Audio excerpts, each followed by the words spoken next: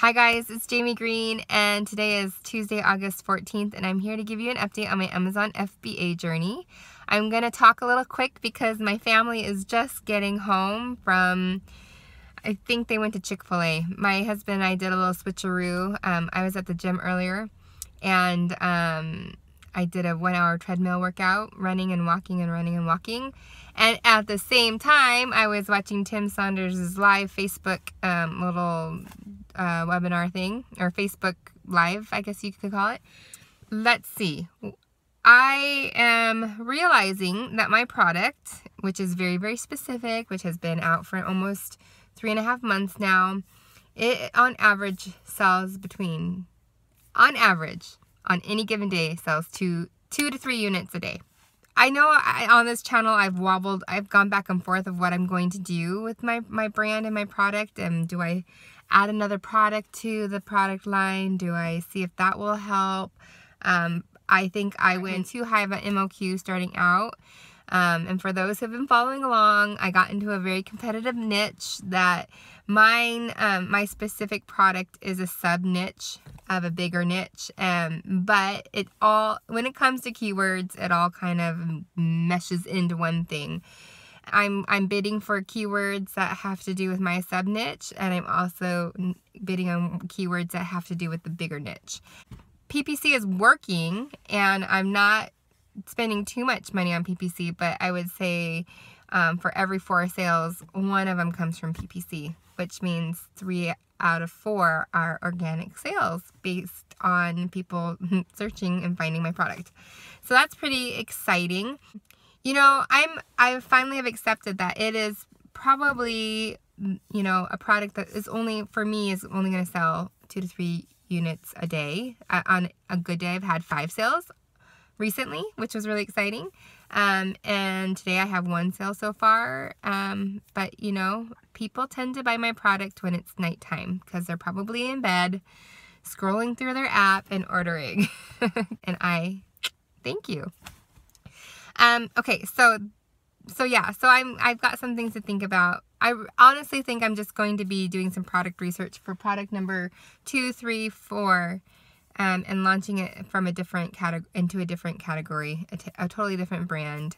And this is all based on having completed Tim's and Matt's product research section. Yay! I made it through both of them in the last couple of weeks, and that's on top of traveling to Washington for 5 days.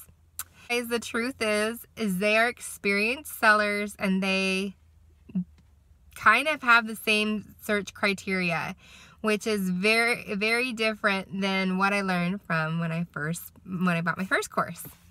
And there's a lot to be said about that. So here are my thoughts on buying a course. If you went to college, and if you paid a lot of money for your college courses, and if you took a loan out, and if you took, you know, got scholarships and everything, and then you walked away from college and you were like, what did I just learn? Unless you're a doctor, dentist, lawyer, or, you know, something that requires a nurse, those type of careers, I think that college is not for everyone, and it was not for me. I went to a private college and a state college and a community college, and by far I feel like for the bang for your buck, community college was worth it. When I was 18 years old, I didn't know what I wanted to do.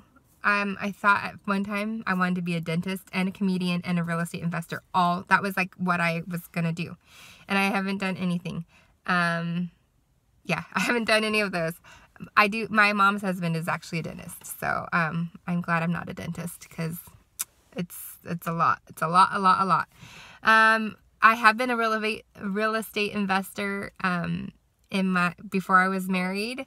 And one of those houses that was a rental ended up being a drug house. They grew marijuana before it was ever even legal in Washington State. So that totally ruined that house, and that's another story for another day.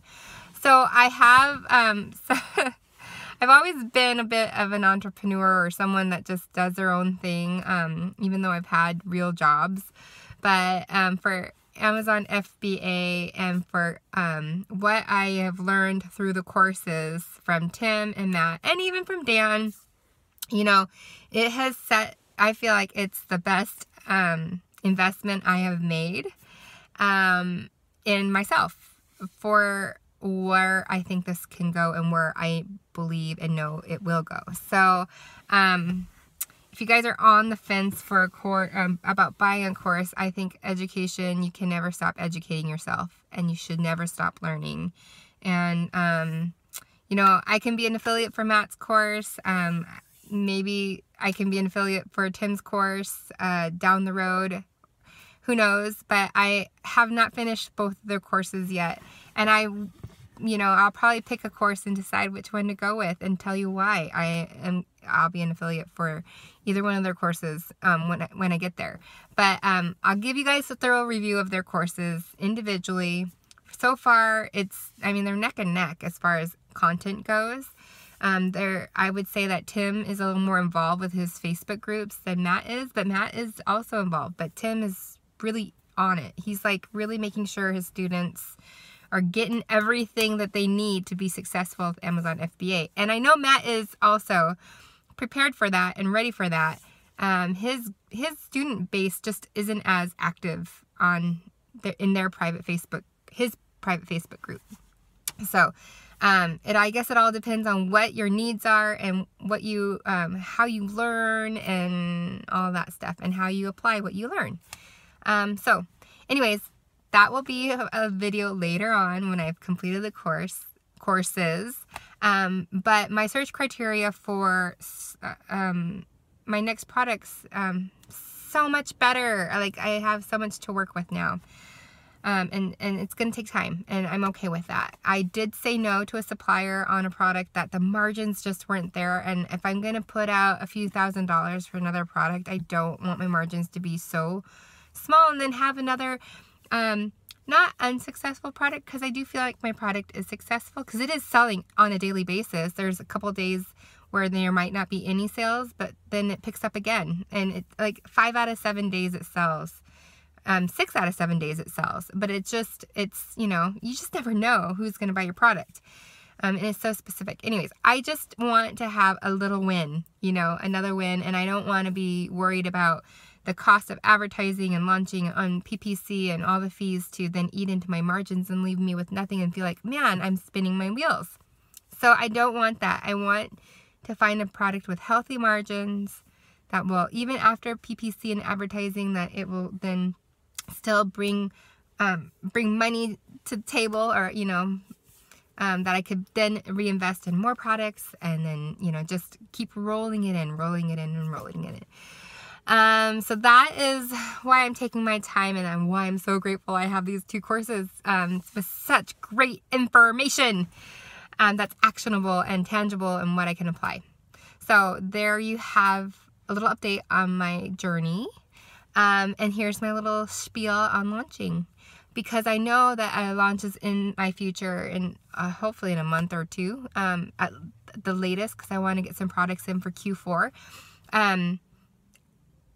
Launching recently through some just some Facebook groups and some other FBA groups that I've been a part of, that I've been kind of just listening to, and they have used SonJump for their launch services, and a lot of them are getting really upset because they're trying to rank and get on page 1 with their sales and their giveaways for their product.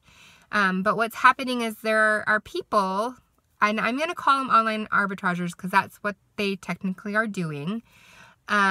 They are going and buying people's products, giveaway products, at a deep discount. And then they bring them to the market, piggyback onto their listing, and sell it as a third-party seller, which Amazon totally is okay with. And they actually, they think that's okay. But it's really upsetting as a seller when you've done all this work and then come to find out you go to launch and someone buys it and they hijack their listing, and it's really, really emotionally frustrating. And I have been there because my launch had a mishap and I lost like 60 units unnecessarily, but it was partly my fault. It was partly lack of information or bad information. Lack of information and bad information and lack of just experience on my part that happened. And it was so infuriating because not only did I lose out on the product cost, I lost out on Amazon fees, and the launching company, you know, profited off of the mishap.